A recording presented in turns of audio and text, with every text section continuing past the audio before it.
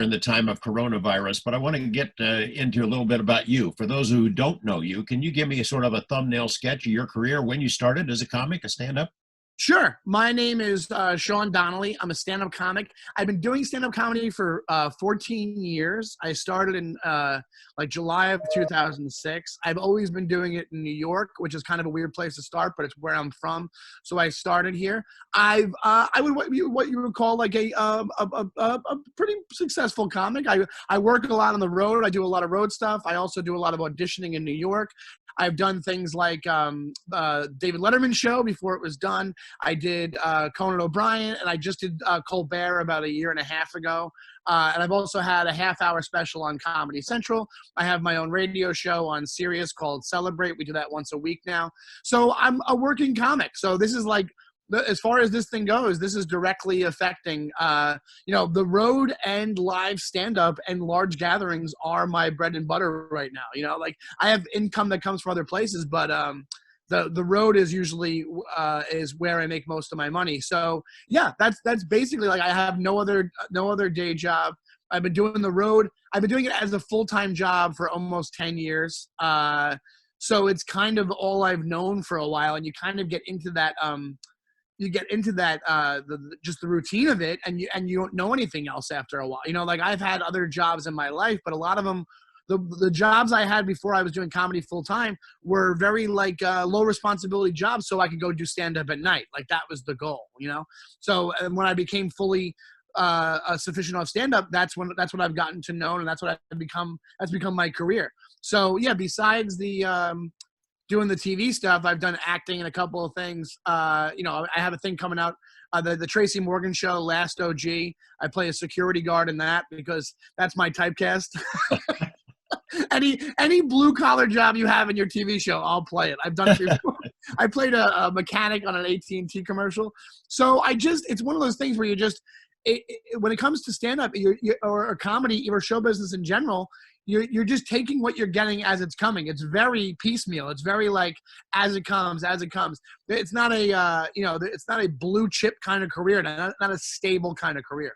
Las Vegas is on the list too. You come out here a couple times a year, or? I do. I come out. I do the comedy. I work a lot at the Comedy Cellar in New York, and they have a club in Las Vegas. So I do it about twice a year since it's been open. It's been open about a couple of years, and I've done it I'll be going for my fourth time. I was supposed to go for my fourth time on April 12th, but the Rio is not open right now, obviously.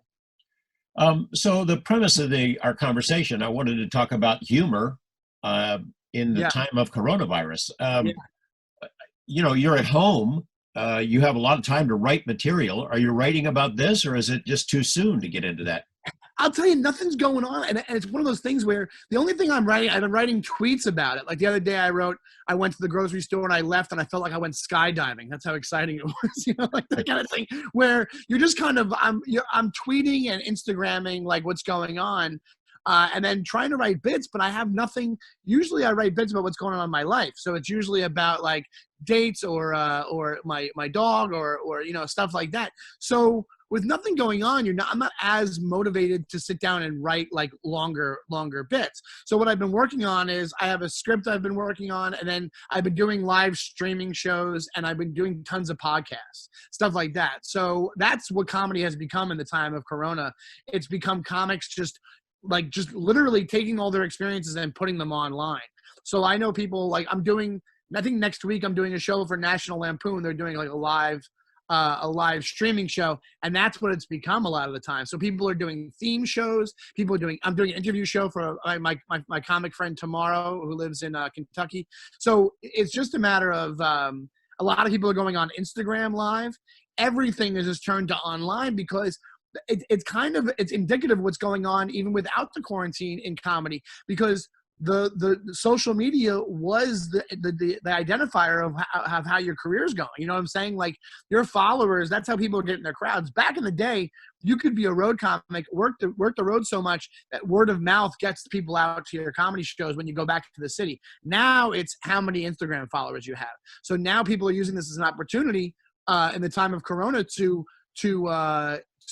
bulk up their numbers for when this is done, I guess, I looked at your schedule on your homepage. It has a schedule of upcoming appearances. Yeah, Yeah. No, yeah, I got rid of them because I haven't rescheduled yet because we don't know when this thing's going to be done. I'm supposed to record. I had it up there and I had to take it down. I'm supposed to record a new album in May at Helium in Philly, and I spoke to the guy and I had to say, hey man, even if this thing is like winding down, the last thing to come back online in person is going to be large shows with a lot of people at them. Especially crowded little comedy rooms, and Oh, yeah, exactly. I think people are going to want to go out, but they're not going to want to sit next to strangers in a crowded, darkly lit room. That is we're talking about ground zero. That is Corona ground zero right there. it's got to be tough to address this as a comic. I mean, we'll talk about how the public is reacting in a moment, but for you as a comic to address what's going on, you're in Queens. They've got refrigerator trucks in back of hospitals. That's pretty grim stuff. And I would think it's too soon to start because it's still unfolding. It's too soon to be. I think the only thing you can do is joke about your experience. Like I had that little, like a cute little tweet about the supermarket, but I wrote something else. When I first started, I made the mistake of writing a tweet online about the craziness of what's going outside. And I got people tweeting me back, how dare you, people are dying. And that was weeks ago. That was a couple weeks ago. And I took it down. So yeah, it's pretty morbid out here to the point where I think when it was more excusable, when people were like, oh, it's not, people are recovering and it's not as bad. But then when they learn more about it and all this stuff that's going on, and when the amount of cases that are ramping up, people are getting way more serious about it. So it does, when people start dying, you have to ride that line between, hey, we're helping with the grief. Like there's jokes that can be made about it. I think you're right. I think we're in the midst of it right now. So I think afterwards you're going to see darker jokes that are excusable about it. And that's how people deal with their grief. But I think right now people are knowing people, like I know a couple people that are either comics or within comics that have it. One guy that we know that it's a comic, this guy, Jeffrey Gurian, he's in the hospital right now. So people, the community aspect to comedy comes out during stuff like this. So people are more worried about that. And then when it's over, the way the comics deal with things and try to help people deal with things is writing about the grief that we all experience and trying to make light of it to bring people, to cheer people up. That's, but I don't think that's happening yet. I think right now you'll see jokes about it, but you won't see you're not going to see like the darker ones just yet. I think you're going to see a little bit, that's going to trickle out as things get better. That's usually what happens. You've seen social media, how the public has exploded with all kinds of humorous memes and images and things of that sort, toilet paper jokes. I mean, it is an explosion of really creative stuff from just regular people. Can you address the importance of humor and being able to laugh at stuff in the face of what is an existential type threat?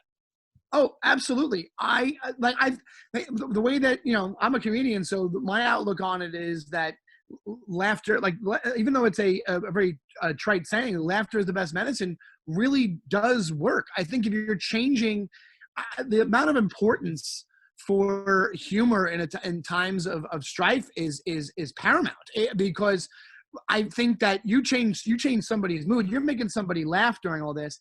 That's first of all, that's changing the whole lexicon of the problem, and it's also on an individual basis. It's affecting somebody's health. Like if you're sitting in misery and you're watching the news all the time and you're getting no humor, and then you start getting jokes and you see people online, like memes are a big thing right now as far as coronavirus. I feel like there's two things going on: coronavirus memes and Tiger King memes from Netflix. I think people are absolutely just mixing the two, and people are, even I'm laughing out loud from this stuff, and it's making me feel better.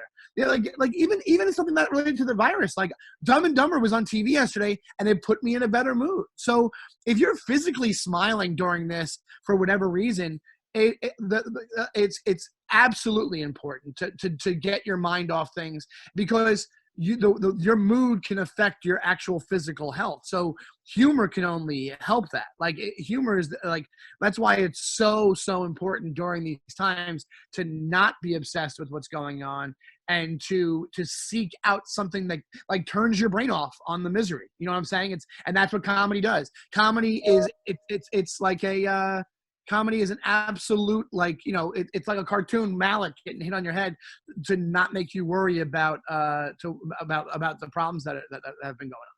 It's sort of like the equivalent of flipping the bird in the face of danger. Yeah, yeah. I think you're right. I think in within comedy, you can find strength within comedy during these things. Absolutely. I think it's saying, "F you, Corona. We're gonna act as normal as we can during this thing, and we're gonna laugh you. We're gonna laugh you away. We're gonna dismiss you as much as we possibly can, so we can get through it, because it's doing it the other way is like you'd have way more people, probably a higher death count, because if you don't have people don't have. That's why I guess when it comes to technology, man, imagine if we didn't have that right now to get us through. Like, it's almost like a double-edged sword, where it's keeping us informed enough where we're upset about it, but it's also like you can keep your brain busy with some nonsense while this is going on, and stay way more connected than we could if we were all, it was the 80s and we were all just cornered up in our houses.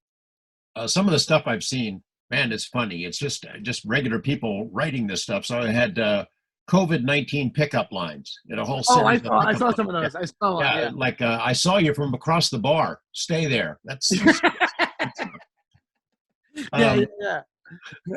Yeah. Your fellow comic. So your schedule is empty. A lot of anybody doing this in your line of work is also empty. Income wise, you're wiped out. You're among the rest of us that are suffering.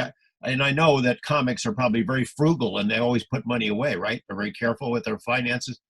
Yeah, I don't. No, I'm joking. I think there's a lot of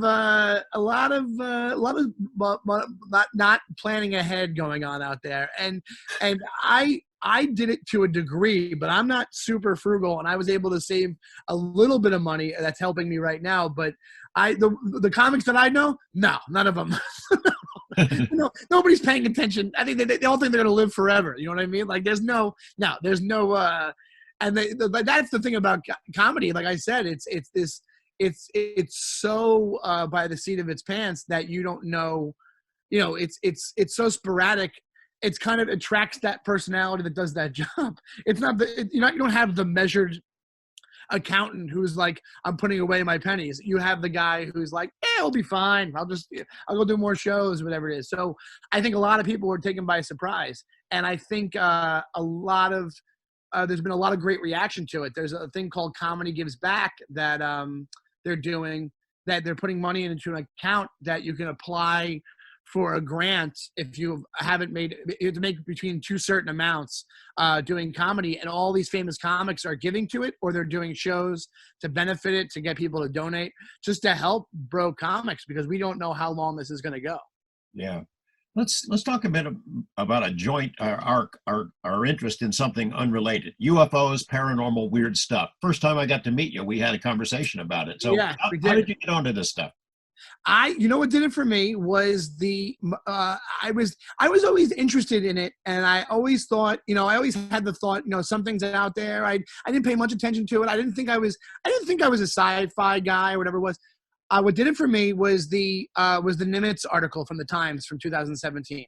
I read that, and because it was in the Times, and because of the material from the article, I thought, this seems absolutely for real to me. I've never seen anything like I've never just personally me seen anything from the Times admitting this type of thing is going on.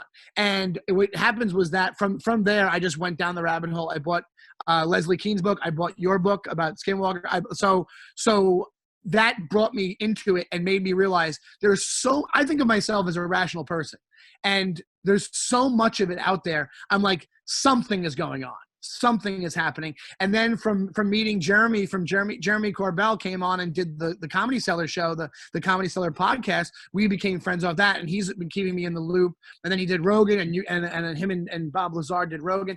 And I've just been staying on top of, and I kind of have my discerning eye with everything that I read about it, because because some of it you're like, it's so fantastical that you're like, your rational brain goes, this can't be for real. But people like you, that's why it's such a thrill to talk to you, because people like you, I see you as a rational eye within this whole topic. To me, whatever you report, I believe, and that makes me a stronger believer in the whole phenomenon. And what it makes me realize is that there's something there, and it's just so fascinating to me. And it really, I've been in it for 2 years now, and reading anything I can get my hands on, watching anything that I can form an opinion about. And to me, it just seems it's like the unknown part of it, and the fact, you have all the different theories out there are so interesting to me that it just keeps me involved. Have you had an experience or a sighting? I haven't. I had a thing when I was younger, and I thought I saw something when I was a little kid, but I'm sure it was a plane, and I don't remember it detailed enough for it to be an occurrence. I know you've never had an experience, right? Not that I remember. Not that you remember, right? Exactly.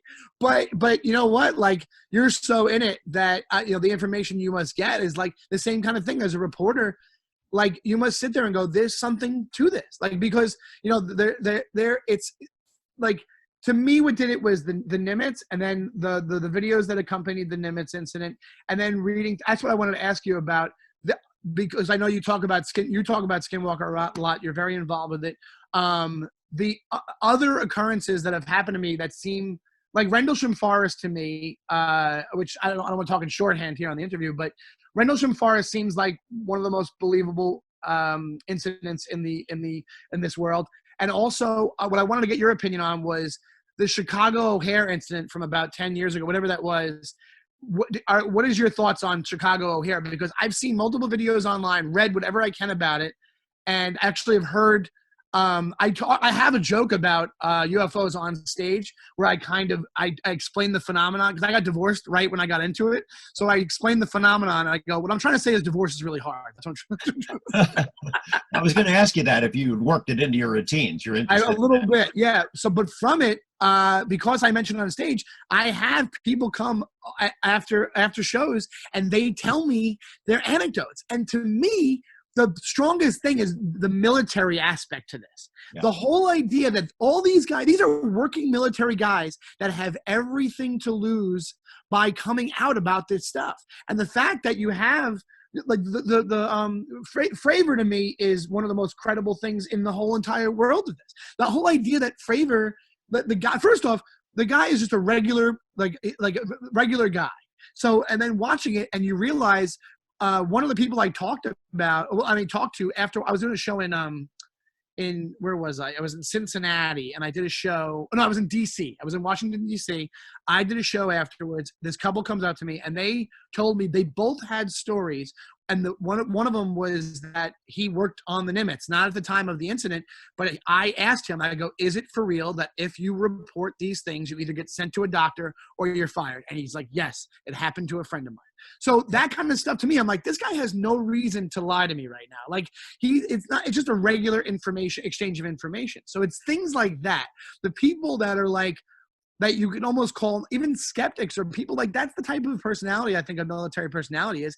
It's not some wacky, I'm in the forest, whatever it is kind of thing. It's like, it's these types of people that are like, oh, I have stakes in this that's why I think that's why he waited till he was retired, right? To even come out about this, because it could affect his livelihood and his family. These are people with families and all that. So I'm fascinated by it, but I kept talking when I asked you your question. As far as Chicago O'Hare goes, where does that rate on as far as your expertise as believable? It's about an 8 out of 10. It's a really good case. Exactly. Yeah, it's a legit case. Lots of witnesses. There's some video evidence, and I think that's legit. I don't know what it was, but I think that's a credible case. That's how I got started on the whole thing, is the government and military angle, because there is a paper trail of documents that clearly show the military has a deep interest in this. They'd say one thing behind closed doors to each other, say something else to the public, and that intrigued me. That's something that, as a journalist, I can follow. I can interview people like that who are credible. Absolutely. And the other thing I wanted to ask you was, the reasoning for when little tidbits come out, like you had the Snowden thing from like 6 months ago, where he comes out and he goes, "I looked into the CIA's thing, that there was nothing." The way my assumption is that it's compartmentalized. Yes. Military is different from government. So the military has information that the government is not sharing or does not have. The people who are inside the system, still in government, in the Pentagon, who know the big picture, it's a very small group.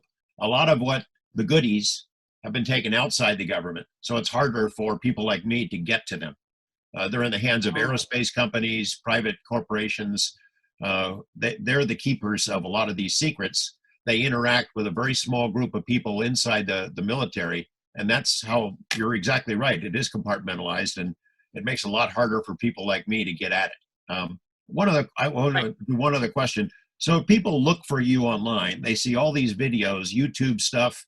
Yeah. You remind me so much of George Carlin. I don't know if it's an Irish connection or what, but or if the I've heard that before. I don't think yeah, it's material wise. I think it's like more persona. Yeah. very similar observational humor and very sharp.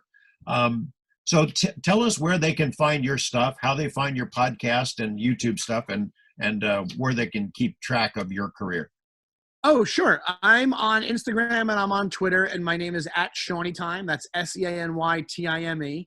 And I also have a podcast called Defend Your Movie. It's a movie podcast I do with another comic named Andy Fiore, where we take two movies and we match them up, and we have a guest on, and we kind of have a battle between which one is the better movie. And also I have a radio show each week, Wednesdays at 4 on Sirius Satellite Channel 99, called Celebrate, where we take one topic a week and we celebrate it with two comic friends of ours. And we're going to, starting this week, we're doing Zoom episodes of the show. We've been off for a couple weeks, but we're coming back through streaming. Sean, thank you so much for doing this.